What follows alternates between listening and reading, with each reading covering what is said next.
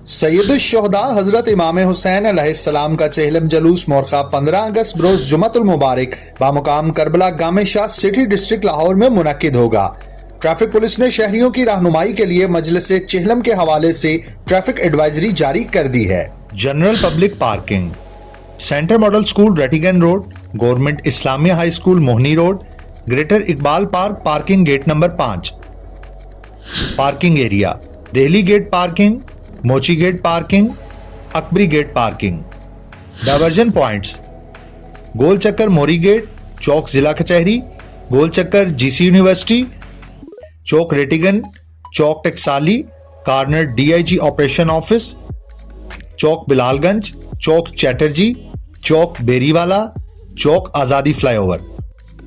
Traffic के लिए ममनुआ इलाके लोअर माल रोड, इनर सर्कुलर रोड, मोरी गेट, चौक जिला कचहरी तपीर मक्की U turn.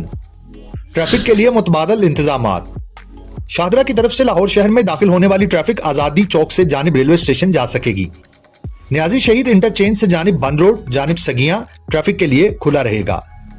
Multan road Chauburji की जानिब से आने वाली ट्रैफिक एमओ कॉलेज, सांदा रोड, बंद रोड और सेक्रेटेरिएट के साथ सोलिसिटर ऑफिस और एलडीए ऑफिस के सामने से होते हुए चौक कमिश्नर ऑफिस से court street, corner DIG operation office, outfall road की जानिब जा सकेगी।